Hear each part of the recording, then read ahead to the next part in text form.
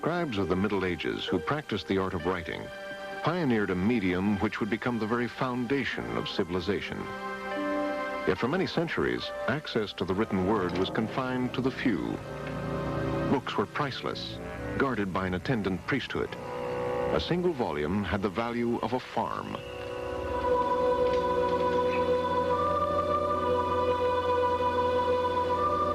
Even after printing was introduced, books remained large and expensive. It seemed unlikely that they would ever become available to a wider public. The latest technology that came in at the end of the 16th century was the idea of the chained library, whereby books could be instantly accessible to anybody who visited the library, and by simply extracting a book with the chain just long enough for the book to be lowered from the case onto the desk in front of the reader.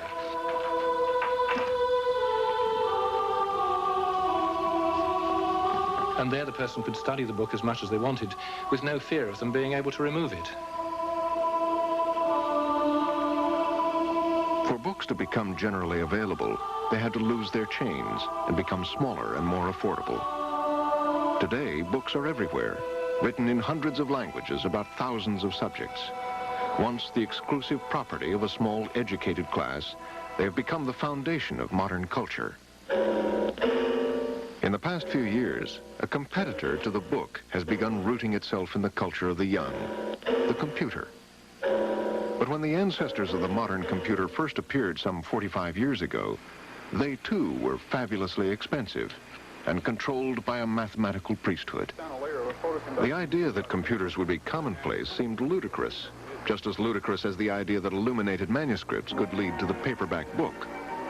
Even mathematicians found computers very difficult to use. They had to prepare their programs in the arcane language of the computer, punch them onto tape or cards, and bring them to a computer center to be run. And it rarely worked the first time. Hey, what's going on here? Something must be wrong with the oscilloscope.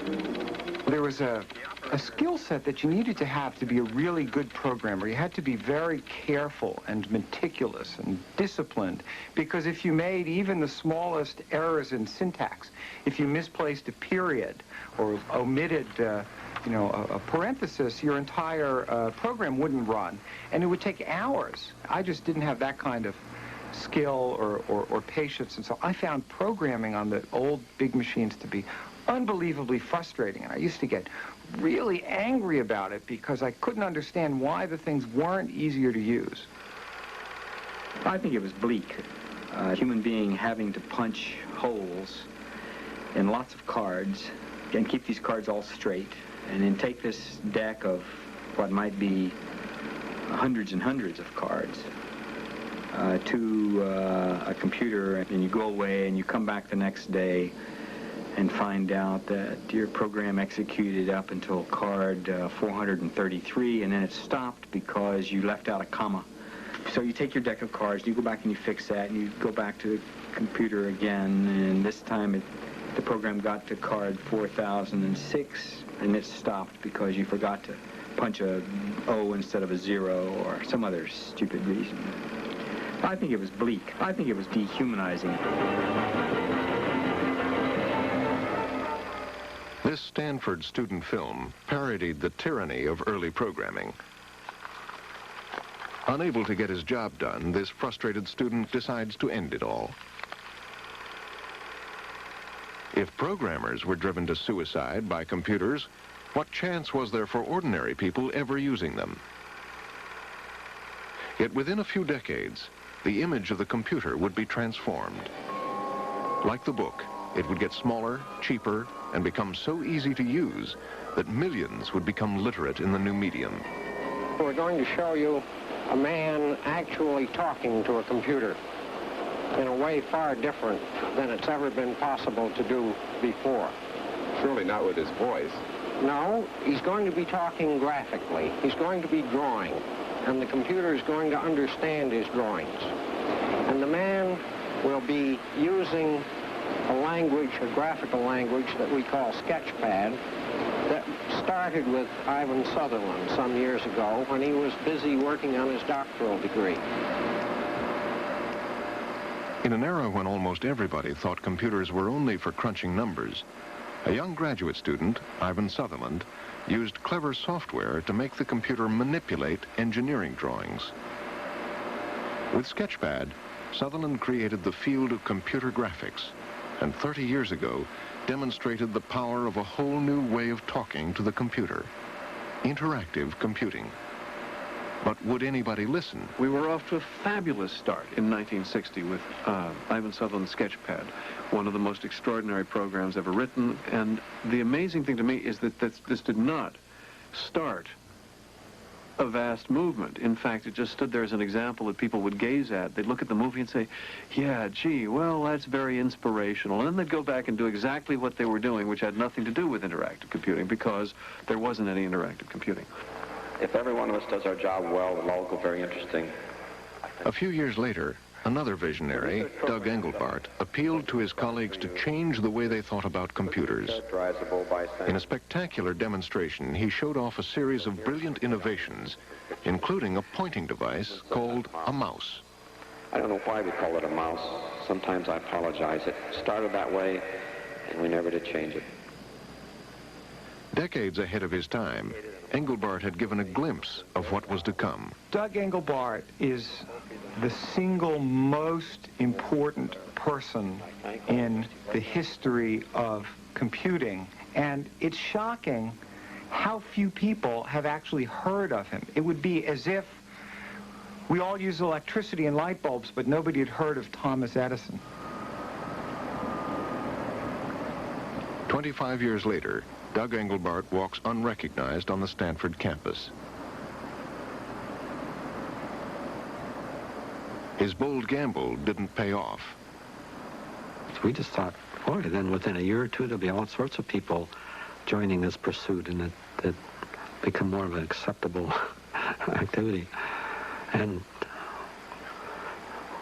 you know, it seemed, and what I hear from various places is that it's stimulated and motivated some people, but it didn't seem to connect us to something that was a viable strand of pursuit for people to pick up, and it just didn't. Impressive though his demonstration was, the computer establishment didn't think his vision was practical. Because the establishment never gets it. That's how it is with paradigm shift. The establishment does not see where the next wave is coming from. And even if they hire somebody to tell them where the next wave is coming from, they never believe them, which is exactly what happened with Xerox and Xerox PARC.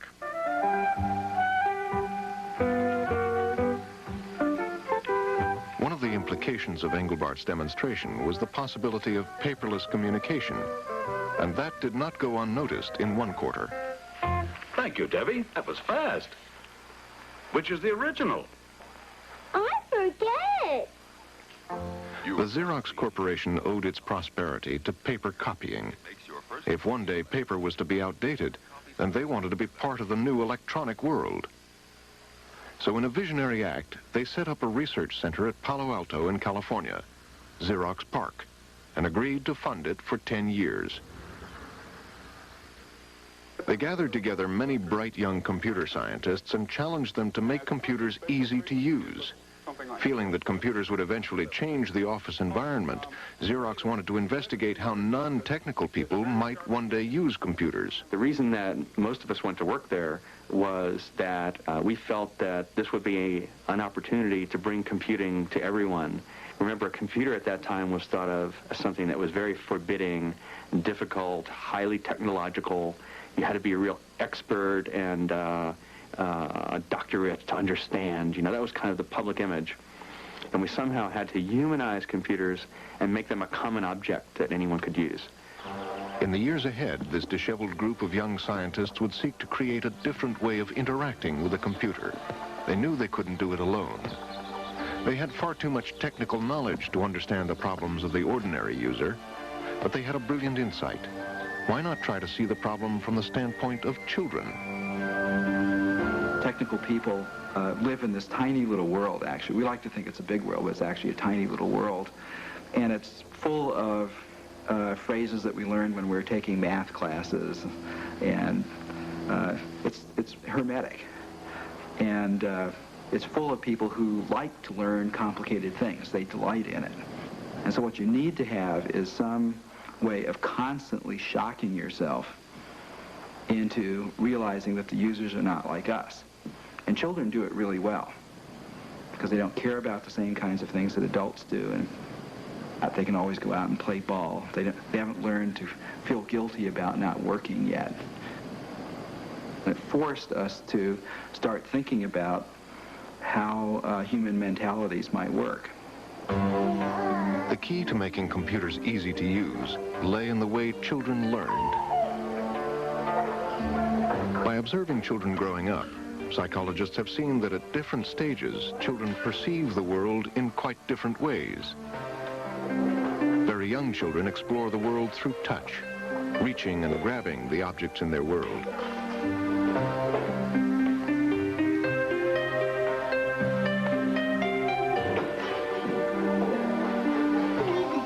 For children of 5 or 6, the visual mentality is more important.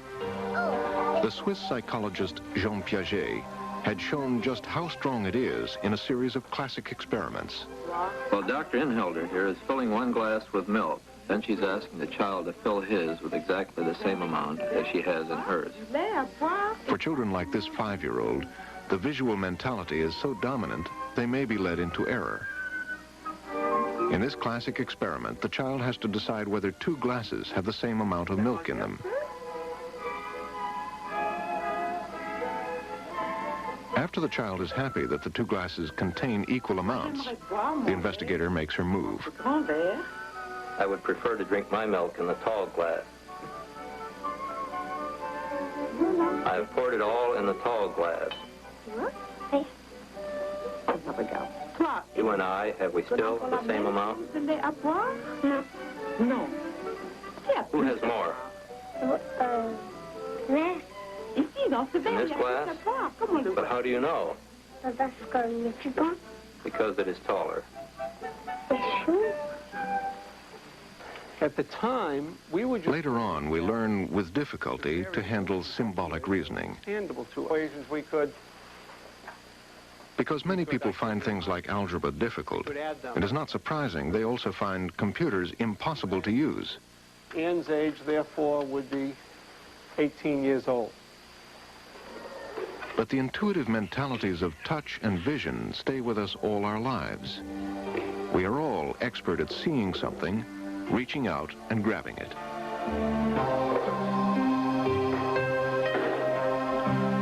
The Xerox scientists realized this was the key to making computers easy to use. By programming the computer to control the elements of a television screen, they created an illusion of a paper-like surface on which pictures could be drawn and animated. Doug Engelbart's mouse, which fit comfortably into the hand, was the perfect kinesthetic device. With it, one could reach out and grab objects on the screen and move them around. Sophisticated software enabled the unfriendly computer to simulate a world the user already understood. This paint program from 1972 made the act of painting on a computer remarkably similar to painting in the real world.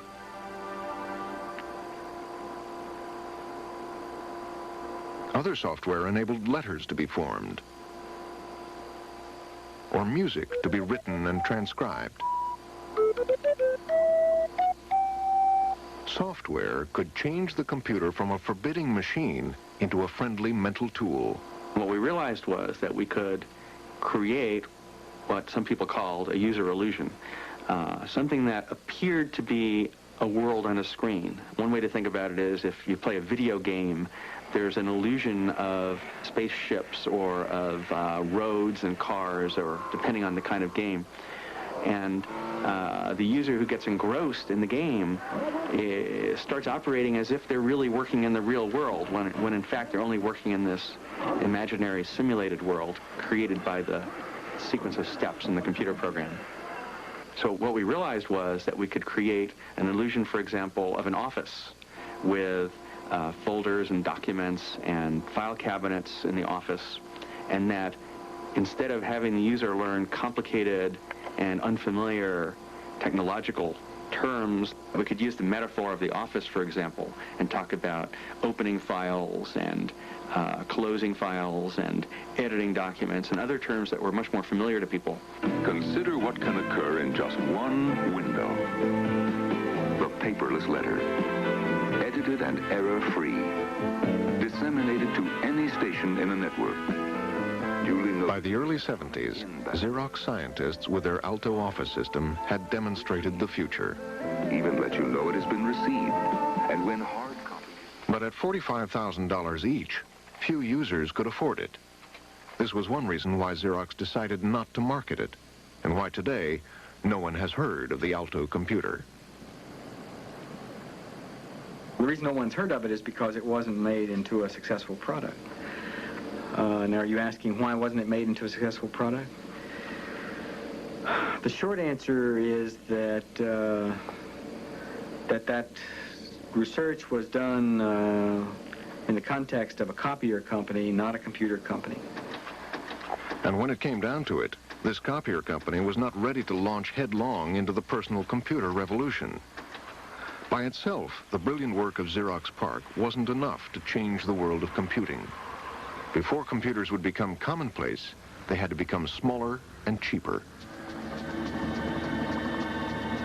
A few miles from Xerox PARC in Silicon Valley, the electronics capital of the world, a revolution was underway.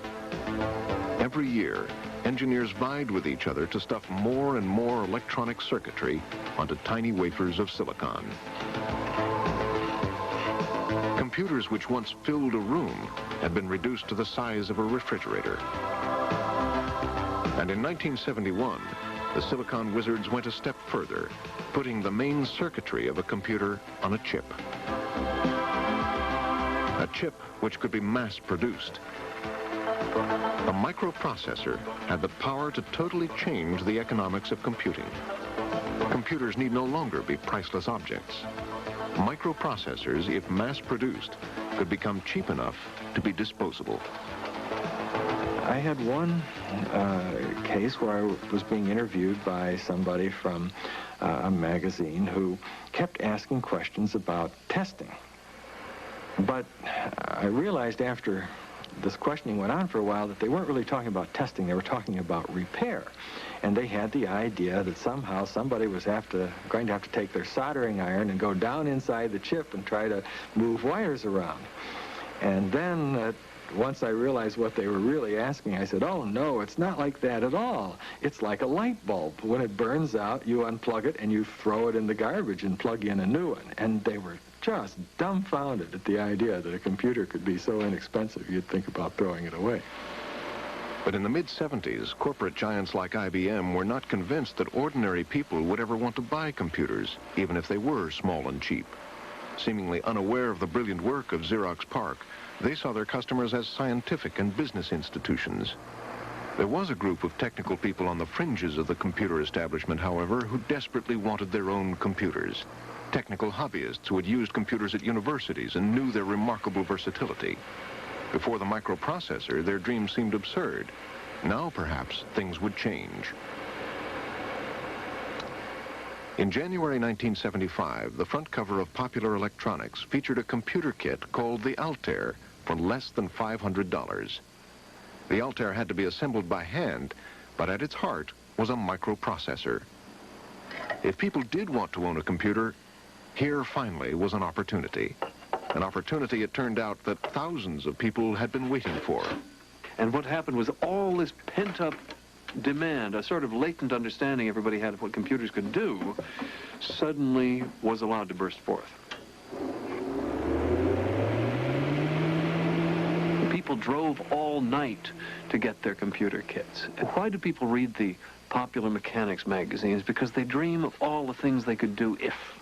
And suddenly here was a new if. If only I had this computer, I could keep track of everything, I could learn everything, I could be creative in every possible way. And so it began.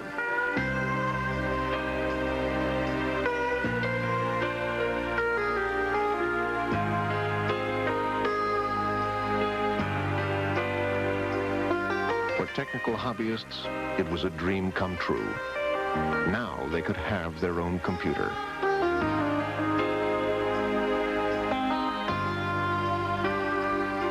Clubs of enthusiasts grew up all over America, like the Homebrew Computer Club in San Francisco, where members showed off what their homebrewed computers could do.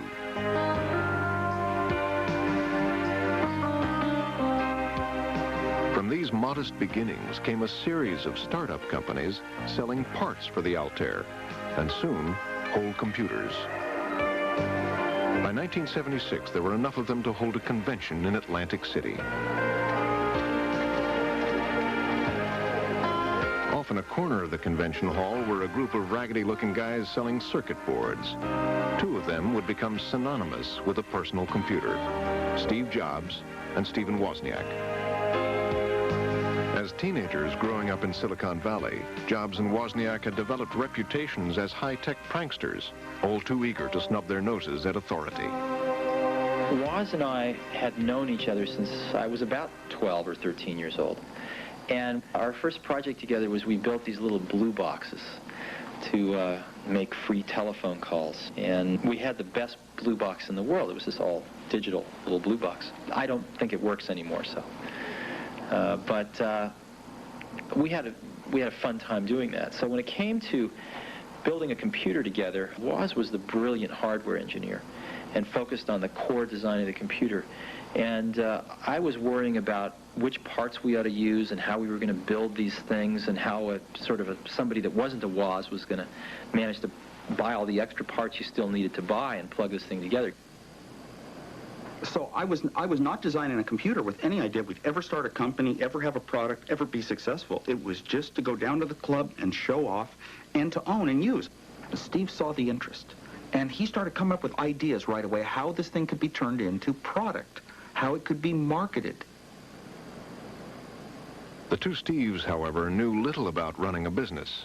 Their ambitions might have come to nothing had they not gone to Mike Markkula for help. Markkula was a retired Intel executive who liked helping young entrepreneurs. When he saw the computer they were building, the Apple, he was entranced. And I looked at it and I said, this is the first affordable, useful computer for people. And the two guys really didn't have the background and experience to start a company and make it successful. So I agreed to help them. What happened next is the stuff of legend. The story of Jobs and Wozniak and the rise of Apple Computer is the American dream writ large. For the seed the hobbyists had planted grew quickly into a huge microcomputer industry. Contrary to the expectations of the corporate establishment, people did apparently want to own their own computers, although it was not clear exactly why.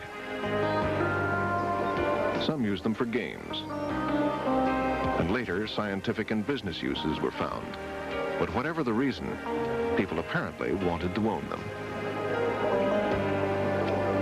While many of the startup companies folded in this turbulent market, under Markkula's careful management, Apple prospered, becoming the fastest-growing company in history.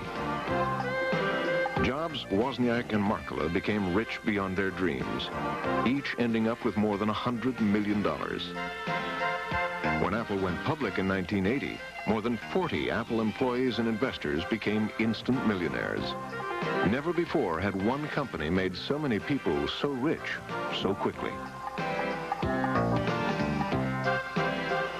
A machine which once cost millions of dollars and filled a room was now coming off the assembly line by the thousands, an idea which a decade before would have sounded like science fiction.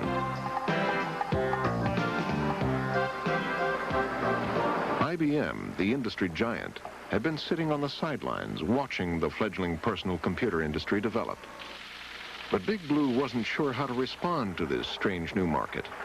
And when IBM did make a half-hearted attempt to enter the field, it failed. Much to the amusement of hobbyists like Lee Felsenstein. IBM put out a personal computer in 1975. People don't know this because they don't talk about it very much. The 5100. They called it the portable computer. It weighed 30 pounds. It was big as a bread box, had a 5-inch screen, could cost $5,000 just to open the box and $9,000 if you wanted it to really do anything. They were selling this at the second West Coast Computer Fair, all dressed up in nice little IBM suits, and they weren't doing much business. The guy next door to them, who had a propeller beanie on, total freak named Lyle Morrow, was doing land office business selling his disks of What's It software, as it was called, a little database program. And perhaps they learned something from that. In time, IBM saw the light. While demand for mainframes and mini-computers was still strong, small, inexpensive personal computers were the machines of the future. In 1981, IBM finally introduced a serious machine, and with their superior sales network, soon dominated the industry. Today, a new IBM computer has reached a personal scale. A person can afford it. A person can put it anywhere. Office, home, or school. But despite the astonishing growth of the microcomputer industry, there were problems.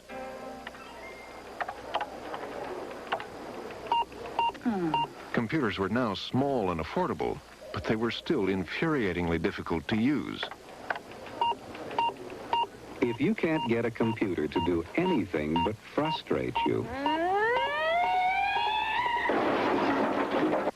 if you're having a hard time understanding computers,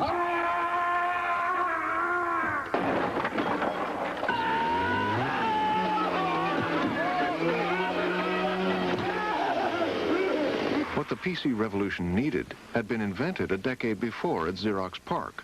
Software which made a computer easy enough for a child to use. But Xerox had failed to commercialize their great vision. It would be up to someone else to deliver it to the world. That person was Steve Jobs. One day in 1979, he visited the Xerox laboratories and was astonished at what he saw. And it was just instantly obvious to anyone that this was the way things should be. And so I remember coming back to Apple thinking, our future has just changed. This is where we have to go. Steve Jobs had seen the light. His challenge was to build a computer which was not only small and affordable, but so intuitive a child could use it. Such a computer might not only change the course of computing, but prevent the mighty IBM from taking over the PC industry. The launch date for his new product, the Macintosh, was January 1984. And in an impassioned speech to his salesman, Jobs couldn't resist invoking the name of George Orwell. It is now 1984. It appears IBM wants it all. IBM wants it all and is aiming its guns on its last obstacle to industry control, Apple. Will Big Blue dominate the entire computer industry? The entire information age? Was George Orwell right about 1984? In a daring and controversial commercial which attracted the attention of news media all over the world, Jobs created an image of desperate computer users being brainwashed by Big Brother, a veiled reference to IBM. Secure from the pests, obeying contradictions. We are one people. But they were about to be awakened from their slumber by the wind of personal, interactive computing.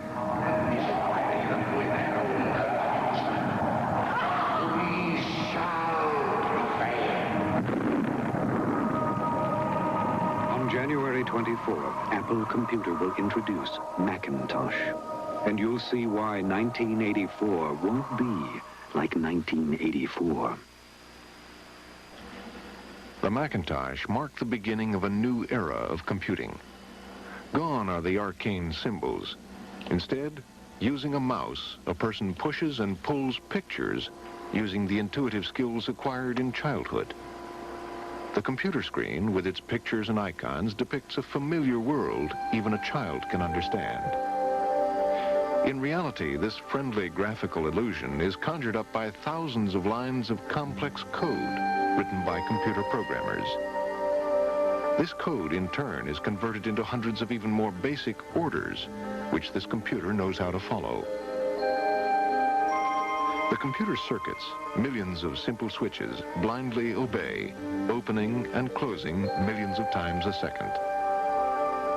If software can transform the look and feel for one computer, then it could, in principle, do it for all computers, even the unfriendly ones. So if I want to copy a file, for instance, I have to know what the meaning of a : / this, that, and the other thing is. And if I mistype a single character, then it will give me some sort of obscure error message. Here I got one that says, not ready error, reading drive A, abort, retry, fail. It's kind of cryptic, and it's certainly not very friendly. It's a typical old-style interface. The interesting thing is that simply by changing the software, not the hardware, exact same hardware, an environment can be built that is much simpler, much friendlier, much more graphical. And I'm going to bring that up right now. We'll take a look at it. I have a pointer that I can move around on the screen. I've got a mouse here. I can click on that to make things happen. The same exact machine, but given different software, it creates an entirely different style of interacting with it.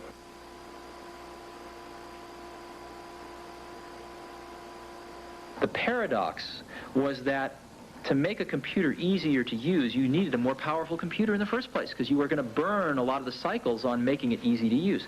And so this computer that was easy to use was actually more powerful and could do more things. Powerful computers which once filled a room and cost a small fortune now fit on a desk. Once the exclusive tool of skilled programmers, computers were increasingly simple to use. Now it was up to individuals to decide what to use them for. Computers could still be used for arithmetic, but different software could transform the same computer hardware into a drawing machine. Simple commands could scale, rotate, or color a drawing, producing in seconds what would have taken a skilled draftsman hours of work. Other software in the same machine turned it into a musician's studio.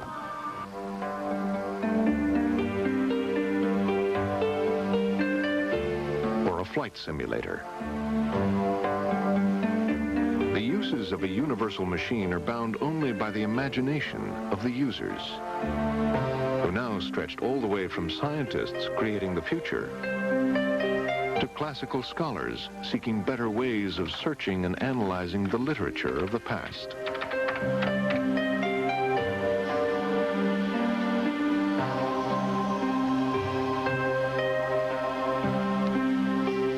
As the 80s wore on, the machine invented to compute numbers was now seen less and less as having anything to do with arithmetic.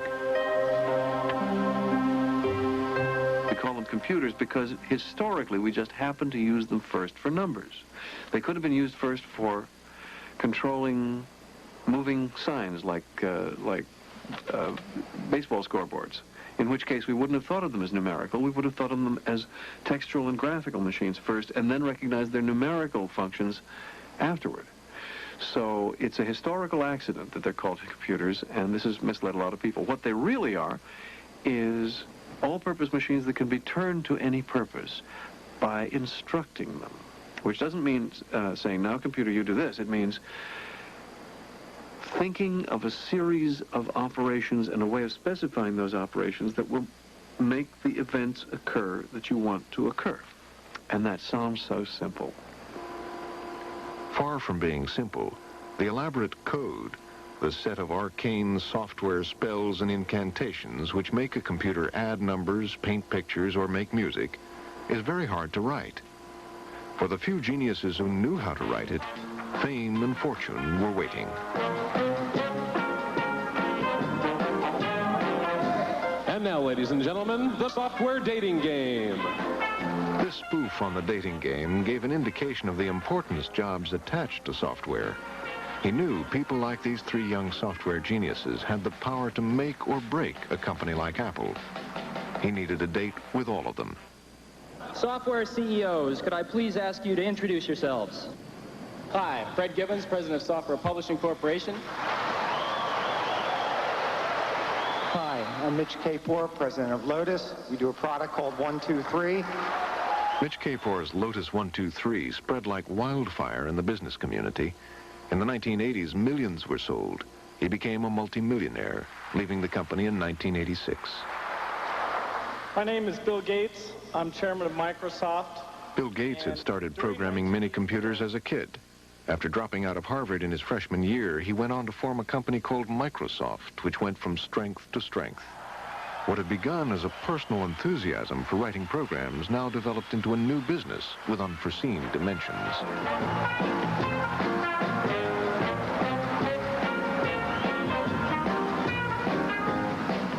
Still only in his mid-30s, Bill Gates is worth billions.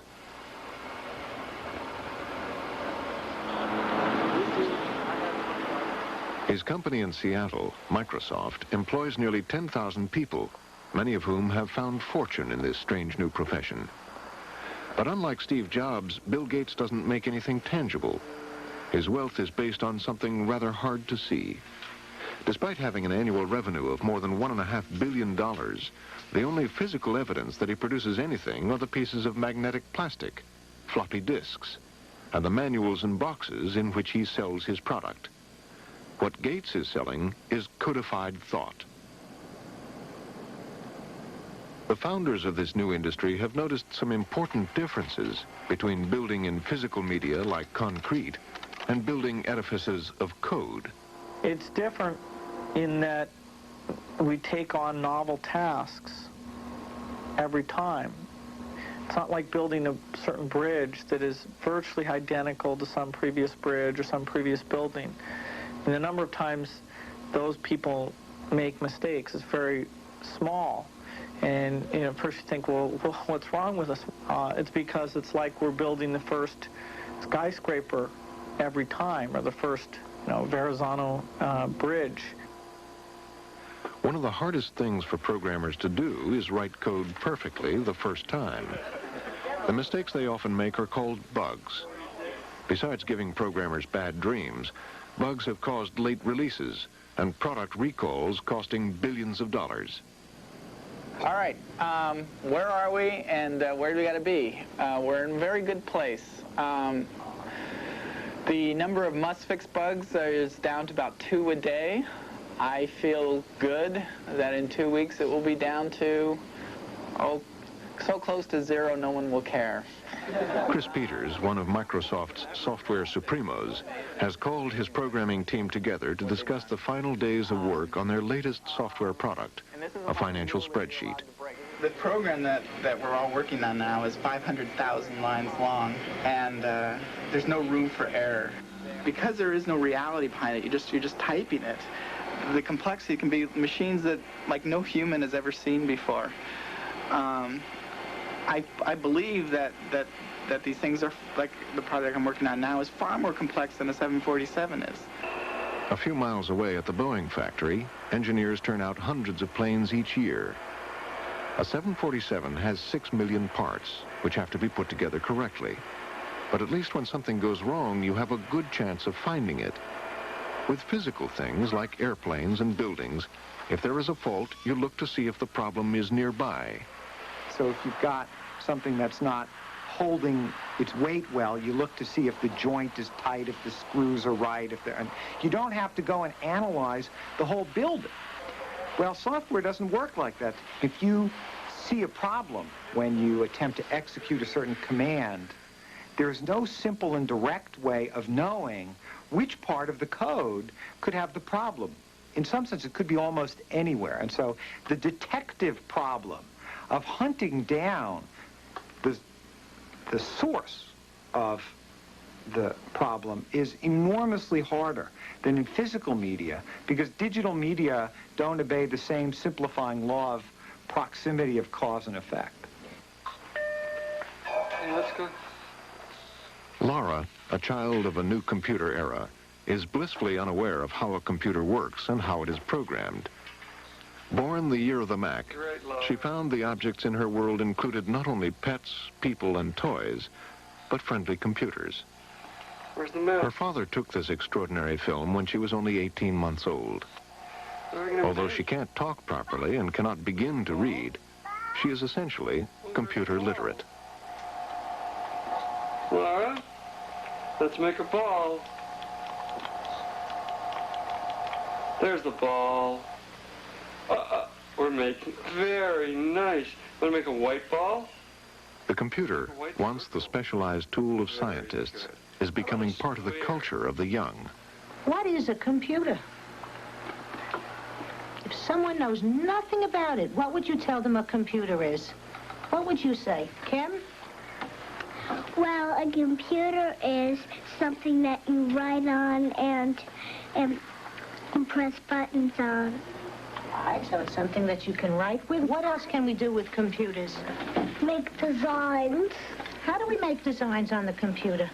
Well, you press some buttons and then you can make a design. It's something that's like a TV and you could make, look at me, pictures with it and it helps you to read.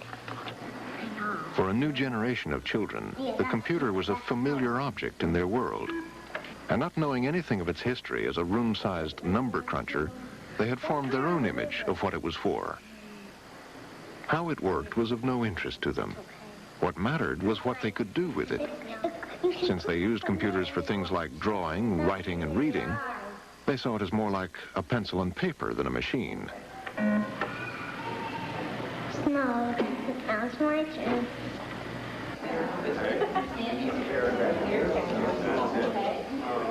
For these children, the computer isn't just a new means of expression, it's the only one.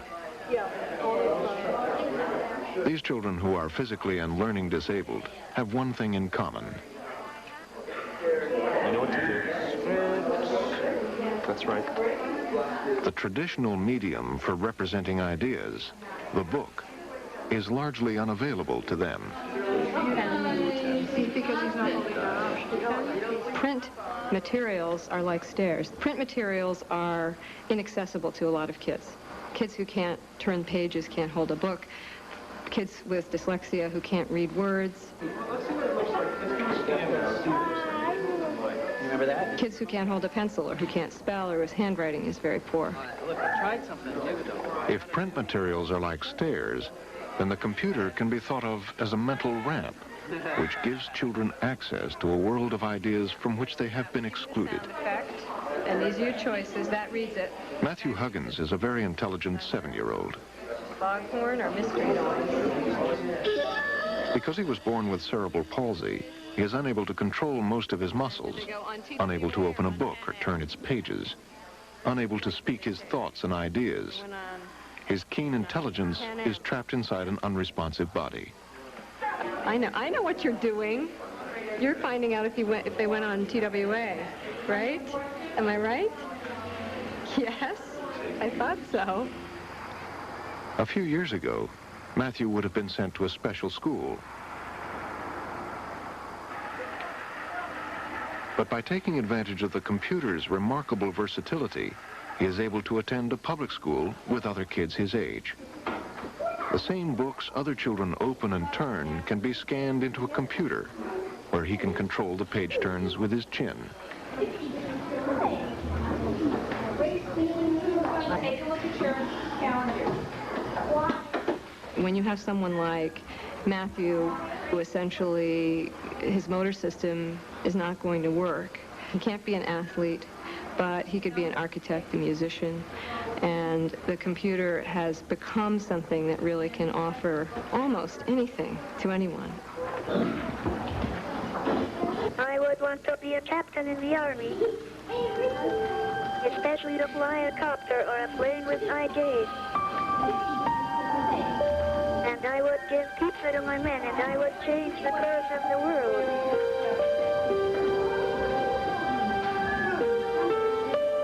A remarkable thing has happened.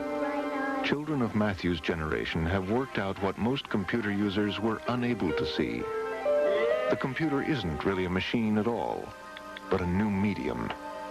It shows signs of becoming as important to our developing culture as the book before it. But the process of acceptance, which took the book hundreds of years, has some way to go. Computers are still very valuable and cherished objects. As with the priceless books of past ages, university libraries chain them in to prevent them from being stolen.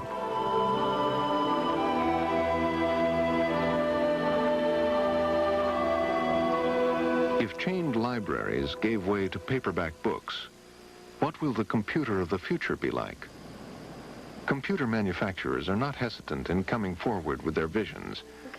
Most see a world where computers are much smaller and more powerful, where we interact with them by speech. Let's see noise test 3 again. Okay, change the nozzle dimensions to the ones in noise test 3. A world where computers are completely taken for granted. Through the cracks in the Earth's crust, and the cracks are called fissures. I knew that. What's it really look like? This is what a volcanic eruption looks like in real life.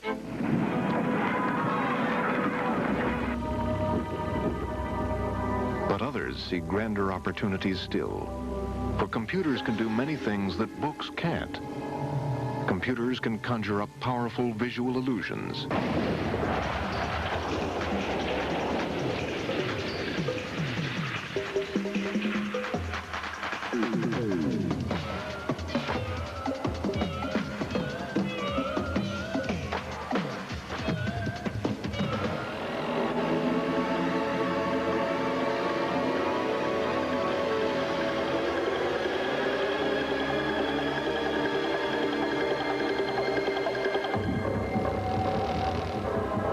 And these illusions don't have to be confined to a flat, two-dimensional screen. In 1965, the pioneer of computer graphics, Ivan Sutherland, realized computers held the key to a much richer kind of visualization. He wondered what it would be like to reach through the screen itself and surround himself in a simulated world. This experimental helmet gave the user the illusion of being inside a three-dimensional world. As he moved his head, so the pictures changed accordingly. The technology was barely able to handle a simple geometrical world in those days. But 25 years later, at the University of North Carolina, a group of scientists inspired by Sutherland's idea have brought this art to a level where it can be demonstrated. This is a head-mounted display, which consists of a pair of small TV displays connected to a helmet and a small tracking system which allows the computer to determine where the helmet is in position and orientation at every instant. And using these two technologies, we can program computers to give the feeling to the user who's wearing this of being immersed in the computer simulated environment. So instead of looking at the computer-generated image on a standard TV set on a tabletop, we're inside that world. And instead of walking through the world by knobs and buttons and rotators, we're able to just walk through the world by looking around. And so this particular application is one in which we are walking around a church addition that was being planned here a couple of years ago. And here we are telling the computer where we're moving by walking on a treadmill and by steering a pair of handlebars here for the direction. So as you can see, we're coming up in the entrance of this hall and we're turning to the right slightly. And the effect is so powerful because you are doing those actions which are intuitive for you all your life. This looks very nice. I think I want to go into the hall itself. You could look around in here also. Look up at the pattern of lights on the ceiling. I like these nice circular windows on each end.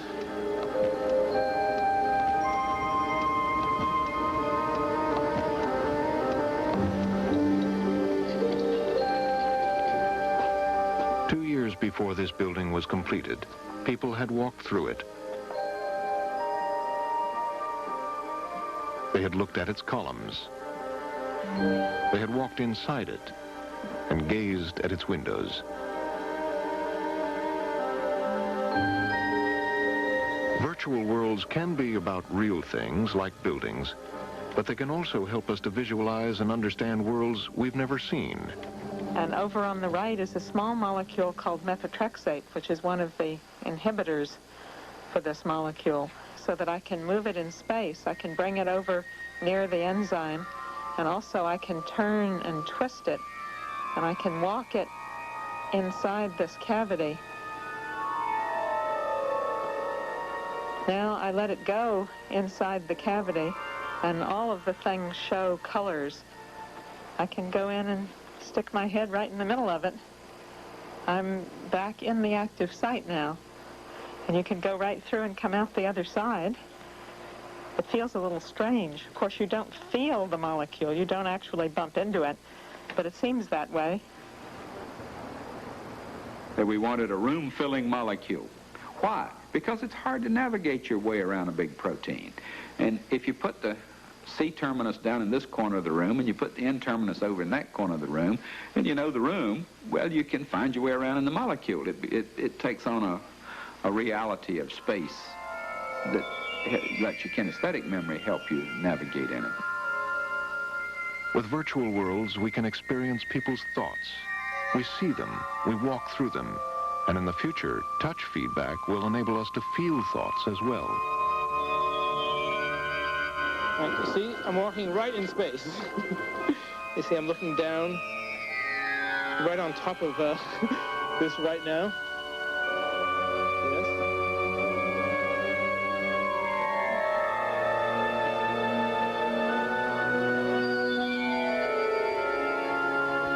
At the moment, the illusions strain the limits of what computer hardware can manage. Every time the user moves, millions of computations have to be done to update the image. This is why it is still a little jerky. But things are improving very quickly. We're just barely at the point where we can do interesting demonstrations. I see no end to the process of faster and faster computers, and I see no end to what we can do to use that power, if we have it, in virtual world modeling. I think that the switch from 2D to 3D is tremendously exciting. Because in one sense, 2D is what we have been doing with intellectual activities for centuries. It is what we write, it is what we read, it is the pictures that we see on the walls, it is the way we communicate with people. On the other hand, 3D is where we live all the time. Our everyday life is three-dimensional. And so I believe that as soon as the computers become capable of being able to interact with the users in 3 dimensions, that the more natural interface will be a 3D one.